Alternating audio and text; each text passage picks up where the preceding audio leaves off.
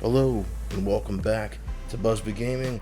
I'm Tony, and today we're going to talk about some of the crazy ass expensive and rarest N64 games. And we're going to start the list off right away with a game I actually own, but I don't own everything that makes it expensive. Now, the first game is Rampage 2 Universal Tour Big Box variant. Now, this comes with the obvious game manual box insert, but the box is a little bit bigger to account for a plushie, a little toy that comes with it.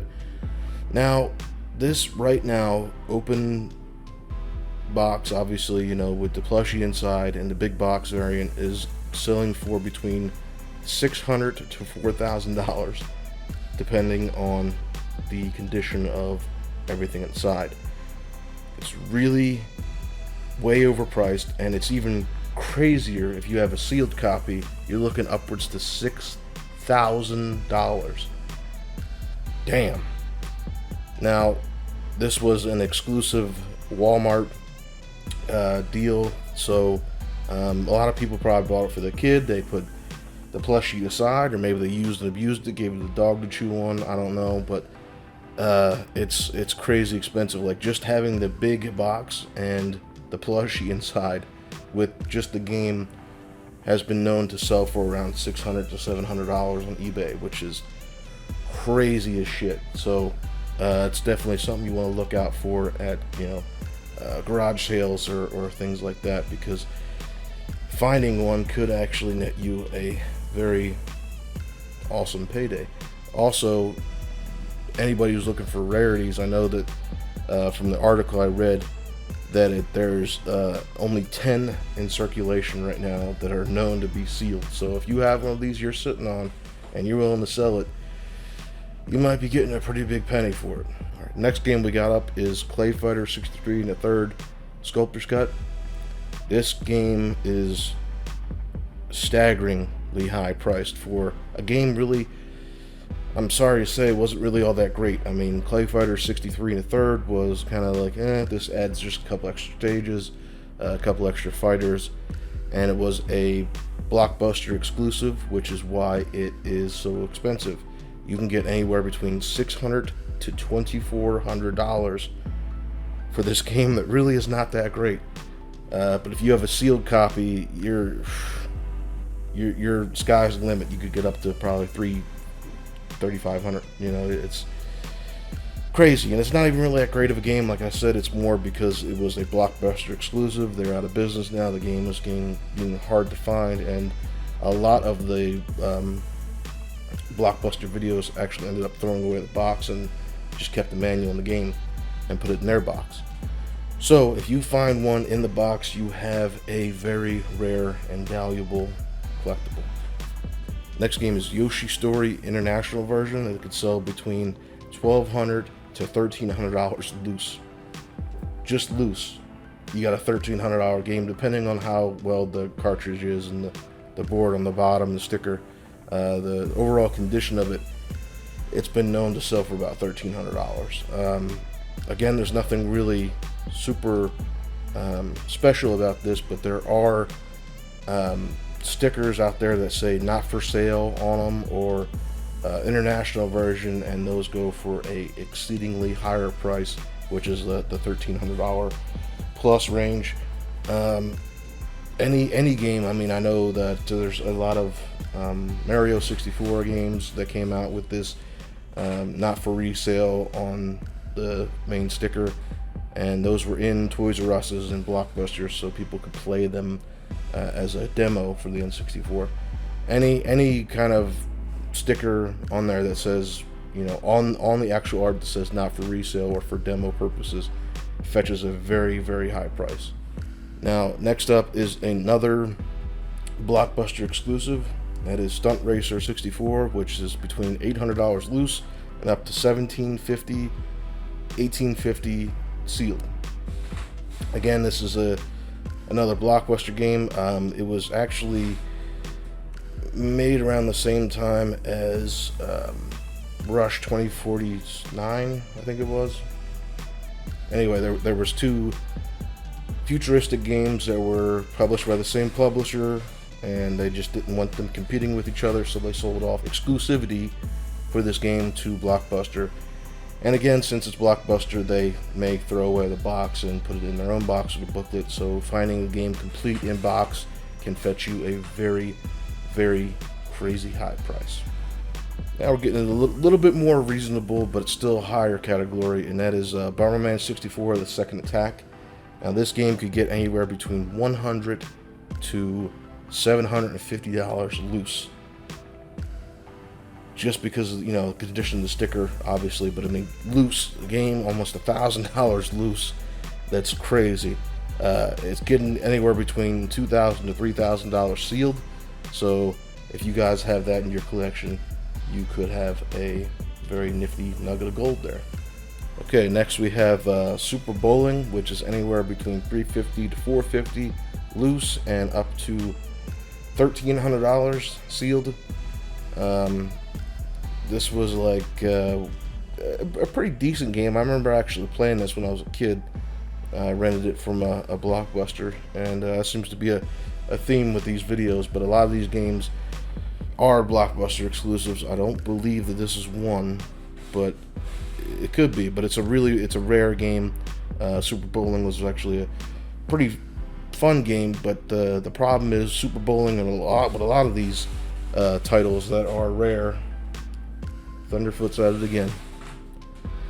A lot of these titles that are rare are massively reproduced. So anytime you have somebody trying to sell you these games online, be sure that you know it is a legitimate copy. And I'll have a video post down in the description below to show you how you can tell whether your N64 game is authentic or a reproduction. Next up is a game I actually have, and that is Turok Rage Wars. This is anywhere between $180 it's sold online, all the way up to $300 bare. Just loose game, crazy high expensive. It's a good game, but it's not worth that amount. Now for this particular one, it has to be the gray cartridge. It can't be the black cartridge or the blue cartridge. I can't remember what the original one is. I actually own a gray cartridge, but it's just the sticker's worn, so I wouldn't be getting nowhere near that $275. I'd probably be getting closer to $80 if I really wanted to sell it, which I don't, so I'm going to hold on to it. The next game up is Worms Armageddon. This gets anywhere between $130 to $255 loose, and all the way up to $635 sealed in its original package. That is crazy. I mean, Worms is a fun game. It's an awesome game. They've been around since the Super Nintendo, I believe. Maybe even earlier than that. But it's just, that is crazy for a game. Let's see. We got International Soccer, or International Superstar Soccer 2000. This game is a sports game, and the reason I have it on this list is because a lot of sports games are dirt cheap because nobody wants them. You have an oversaturated market with this. People are selling them online, so they're like, oh, well, this is an N64 bundle. I'm gonna sell you all these games for $100, and it's like 16 fucking sports games. Nobody wants sports games. Stop selling them for such a high price. They're worth maybe $1 to $3 a piece. Not this one. This one is worth anywhere between $60 to $300, and I don't know why. It's just a fucking soccer game, but it's worth $300 if you have it sealed in the box. Now, a game that I can understand where the price would fluctuate because it's always been a popular series, and there was only one game released on the N64, and that is Starcraft 64. You can get the loose copy of the game from anywhere between $50 to $300. It's fetched as much as between $400 to $600 sealed, so that's something to look out for. I don't know what the hell the reason why this thing is, but it's like from 2007 to 2012, it hovered around like $30 range, somewhere around there for loose copies. And then around August of 2010, it hit to $170, and then to around 2016, we're sitting around the $300 range. So it's like it keeps going up in price. I don't know if it's just because it's getting rarer and rarer to find, or if the game is just really that fun to play. I personally have never played it, so I can't really contest to how fun the game actually is. The last game on the list I want to talk about is Conkers Bad Fur Day. It hovers around $55 to $190 depending on how good the condition of the game is. Loose, sealed is going all the way up to about $325 to $350 I've seen online. And it's just it's not there's nothing rare about this game. It's really fun to play. I mean, it's very crude. There's a lot of adult humor. It is rated M for mature, and that's kind of a rare thing on the N64. But yeah, I think later versions of the game, like the Xbox 360 version and the remake version of it, Reloaded, I think it was what it was called for the Xbox, was actually censored, which was really strange that they censored those games. They updated them visual wise, but then they just censored out the words like shit and some of the adult crude humor, which is really weird. You think they would have did that on the N64 version, but they just gave you the full raunchy ass game for the N64, which is probably why it's gotten to the point where it has and the price it has. But again, this is a game that is very, very highly reproduced. So if you get online and you go to buy a game, if it looks too good to be true and sounds too good to be true, the price is too good to be true, odds are it is. So I would recommend that if you are going to buy a copy of any of these games, you get them from a reputable source at an actual video game store. Now, in some cases, you just want the game in your collection. That's all well and good. By all means, get a reproduction. But don't trust people online. You gotta go to the store where they sell this game. And a lot of stores, any reputable store, secondhand store that has video games, like a Game Room or Gamers or GameStop doesn't sell these games anymore, but if they're a reputable place like that, they're going to do their due diligence and they're going to open up the cartridge and make sure that it has Nintendo etched across the board. And I don't know why someone's running the tub right now, but I'm sorry for that. You'll hear that in the background.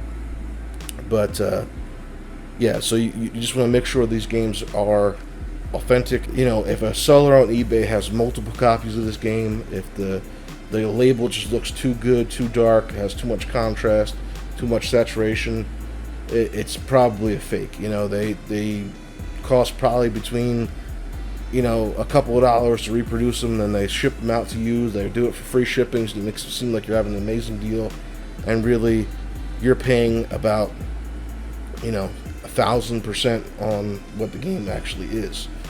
Reproductions are going to be something that we are going to need, but not probably in my lifetime. I mean, you are more likely to have disc rot on your disc-based games currently, old school games, than you are to have any kind of rot on the cartridge, because plastic is going to last a little longer.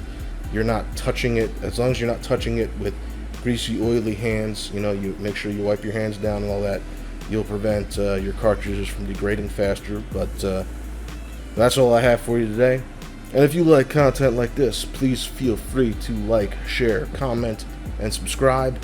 And we will see you in the next one.